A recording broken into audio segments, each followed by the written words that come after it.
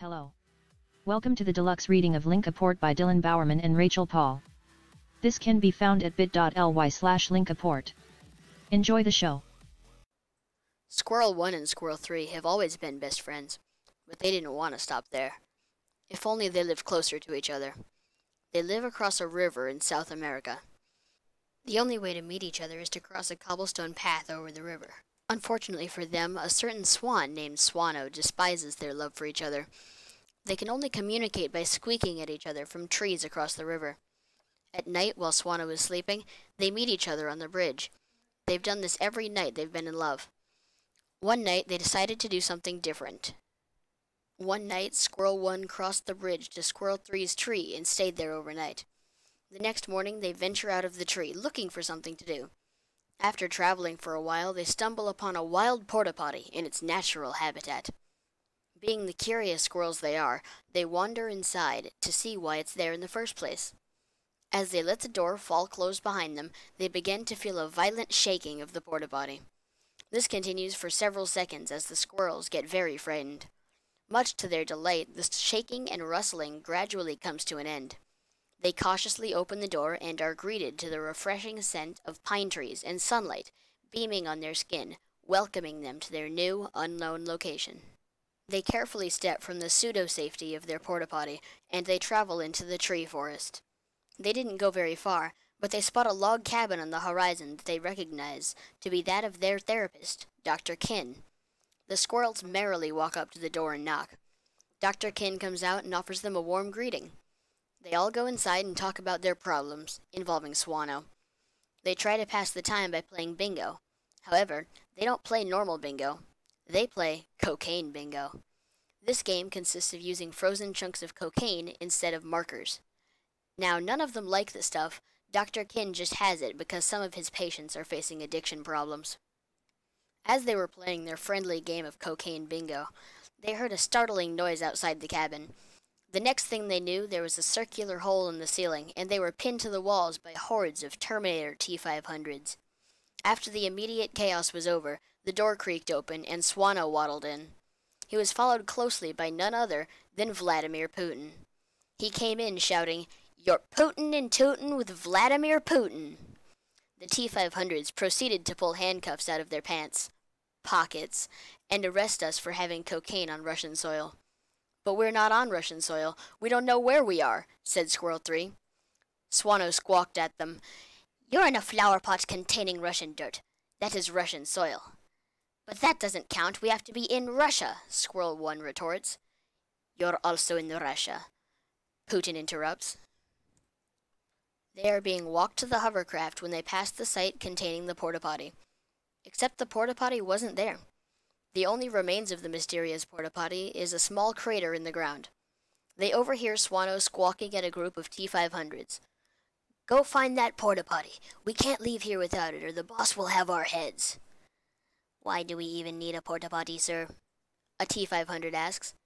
"Because it's also a time machine, you idiots. Now go find it," he squawks. When they arrive at their destination, they are immediately moved to a cold interrogation room.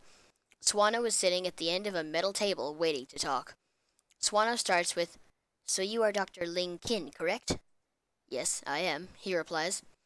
"We have received intelligence that you created a time-traveling, teleporting, dancing porta-potty. Can you verify this?" Swano asks.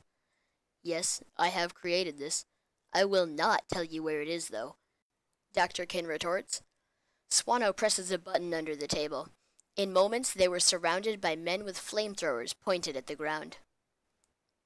"Where is the Lincaport?" Swano asks harshly. "I'm not telling," he replies.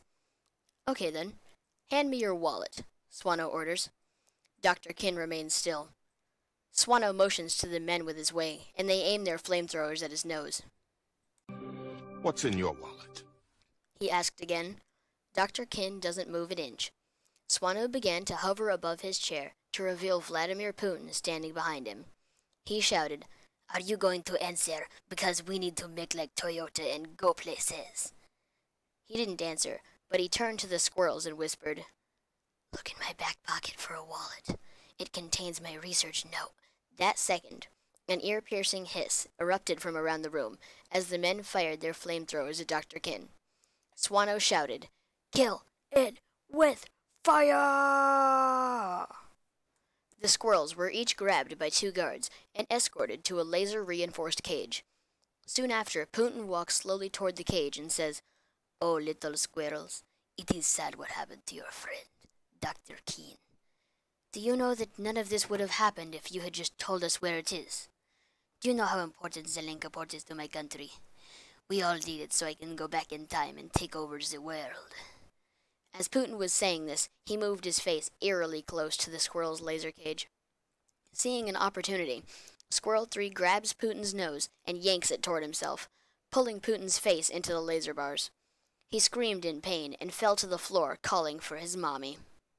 Squirrel 1 squeaks to Squirrel 3, "I think I have an idea. Maybe we can fit our tails through the laser bars and hit the power switch on the back of the T-500 that's guarding our cage. Then we won't have anybody around to raise an alarm." Squirrel 1 did just that. The T-500 slowly slumped forward. Lucky for them, its head hit the unlock button on the way down. They heard the whirring of the lasers stop as they retreated into the bottom of the cage. The squirrels looked at each other excitedly and scampered to the interrogation room to get the research Dr. Kin was telling them about before he was roasted. Literally. The squirrels hurry to get outside before anybody notices. They need to find a tree to pee on, then a way to get home. In that order. After doing their business, they look briefly at the notes to see if it contains any information about the Lincaport's location. Luckily, it does. It gives them the directions to the hiding place it goes to when Dr. Kin is in trouble. They navigate to it and dig as it says in the notes. 17 inches down, 13 inches to the west, 432 millimeters east, then 1 yard down. They fall into a small room containing a bookcase and, of course, the Lincaport. They get the book labeled Instructions and use it to teleport back home. They exit the Lincaport and walk wearily to Squirrel 3's tree. Once they are there, they read over the research notes and discuss what to do the next day. Then, they get tired and climb into a bed. They fall asleep about 30 minutes later. They wake up the next morning to the sound of birdies chirping and roosters crowing. They walk over towards the bridge when they notice Swano sitting in the river. He turns around at the sound of their steps and says nonchalantly, "What do you guys want?" as he usually does. They both say, "You!" They charge at Swano. He immediately reacts by swimming quickly toward the bridge in a panicked state. He presses a panic button that the squirrels never noticed somehow. A few moments later, 8 men with flamethrowers were launched from the bottom of the river onto the shore. It was a good thing that the squirrels had read the research notes, because they remembered what to do in case of an attack like this. They looked at each other, and Squirrel 1 hands Squirrel 3 a pair of red ruby slippers, and they both put them on. Then they tap their heels together 3 times and say, "There's no weapon like machine guns. There's no weapon like machine guns. There's no weapon like machine guns." A loud motor noise can be heard as the Lincaport rises up out of a tree and begins to hover over the men with flamethrowers. Once in place, 4 fully automatic machine guns are revealed on the bottom of the Lincaport. Each one aims at a different person. A robotic voice can be heard from the Lincaport, saying, "Attention, nobody move. Anybody that moves will be shot on sight." One of the men aims his flamethrowers at the Lincaport. Before he can get it aimed, a siren is sounding and 2 of the machine guns have shot the weapon out of his hand. They proceed to rapid-fire his soul deep into the ground. Then the machine guns aim themselves at the other men remaining as it repeats the message again. Without warning, Swano shouts, "Kill it with fire!" All 7 men remaining fire their flamethrowers at the squirrels. Once again, the siren on the Lincaport sounds as it aims all 4 machine guns at one man and shoots him until he's dead. Then it moves on to the next person. It shot everybody except Swano and the squirrels in about 6 seconds flat. Swano is grinning evilly at them as he teases them about why he's still alive. He moves forward to grab the squirrels, and Squirrel 3 shouts, Finish him! All 4 machine guns aim directly at Swano and fire like nobody's watching. Once he is split into 3 parts on the dirt, it hovers over to his body and warns the squirrels to watch out. The Lincaport then proceeds to drop a small black ball onto Swano. It starts beeping slowly, then faster and faster. Then, it exploded! leaving a hole in the ground, next to a white flag that said, "Bang." To wrap it all up, the Lincaport said, Fatality. and hovered off into the distance. The squirrels chose to use the rest of the day to get a tan on the shore of the river right next to the flag. As the day winds down, they get tired and head in to Squirrel 3's tree. The next morning, they don't know what to do. They need to defeat Putin, but how? They look at the notes again to see if they missed anything. Sure enough, on the back of the sheet, there's a map of the moon labeled Secret Russian Moon Base. They decide they need to check this out, so they both get in the Lincaport and figure out how to get there. Squirrel 3 says, "Well, I guess we're going to the moon." Squirrel 1 sings, "Fly me to the moon." They endure a lot more shaking than usual, but they land on the moon just fine. They don't really know where they are, so they use the map to find their way to the base. They eventually see it in the distance. It's marked with a huge Russian flag that says, "Not a secret nuclear base." So, they go look somewhere else. After some wandering, they eventually realize their mistake. They go back to the flag, and they enter through a metal door labeled Cobdenurb. That's Cobdnurb, or creepy old broken down nuclear underground Russian base. They walk around the dimly lit corridors until they find a room labeled Control Room. They see Putin looking intensely at a hologram of the Earth with multiple red circles and a dotted line around North America that says, "Cut here." They immediately engage in a fight, but Putin had no backup down here, so he used an escape hatch to get to the surface. The squirrels quickly followed suit. Putin then summoned a lot of T-500s to provide backup. The squirrels reacted by using their ninja skills to jump onto the shoulders of the T-500s and flip the power switch on the back of their head. Once they have shut down all of the T-500s, they corner Putin. They have no time to attack because he disappears into the floor through a trap door that they didn't even know existed. They tried to find out how to open the trap door, but they could not find a way in. After looking for a while, they gave up on their search and got back into the Lincaport. On the shaky journey home, they were taking turns singing, I'm coming home, coming home. Tell the world that I'm coming home. I'm coming home. Let the rain wash away. Feels so good. Pain of yesterday. Feels so free. Ain't no place like home, baby. Ain't no place like home. Coming home. Coming home. Tell the world I'm coming home. Yeah, they get really into it. They go back to Squirrel 3's tree and spend a few days relaxing from their journeys. After about a week, they haven't seen or heard anything involving Putin, so Squirrel 3 proposes to Squirrel 1. Aww. Cute. She says yes, so they think responsibly and schedule their wedding for tomorrow. They didn't hesitate to tell everybody they knew about it so they could be able to attend. The squirrels are very excited because today is their wedding day.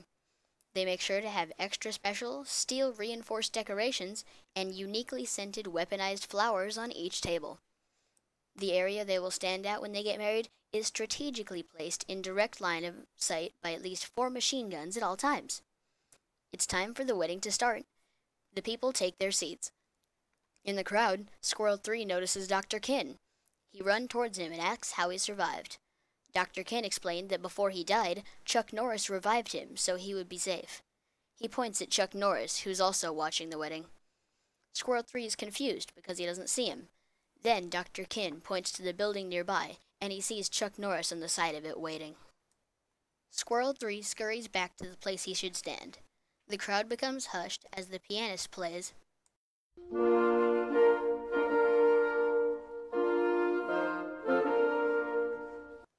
Squirrel 1 slowly walks down the center aisle, wearing her long silky dress that was as soft as a cloud.